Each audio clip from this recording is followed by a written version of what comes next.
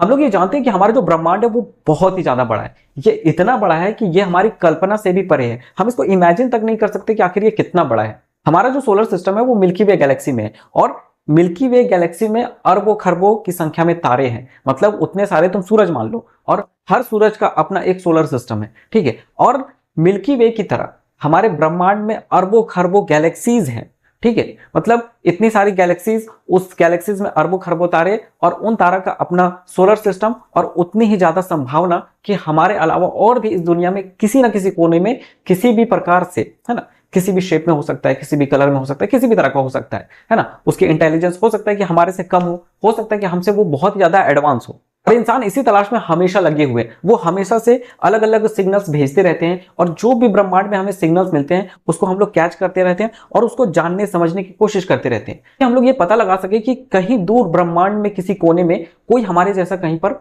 होगा। हम लोग किसी भी जगह पर जा क्यों नहीं पाते हैं? तो सबसे बड़ी प्रॉब्लम है, हम इंसानों की उम्र, हमारी जिंदगी ही बहुत ज्यादा कम है। और जो डिस्टेंस है एक ग्रह से दूसरे ग्रह भी अगर हमको जाना है तो बहुत ज्यादा डिस्टेंस है। और अगर हमें अपने पड़ोसी स्टार के पास भी जाना है तो हमें बहुत ज्यादा टाइम लगने वाला है, उतनी तो हमारी जिंदगी नहीं है। और यही सबसे बड़ी प्रॉब्लम है। हाँ, इसका कोई सॉल्यूशन है?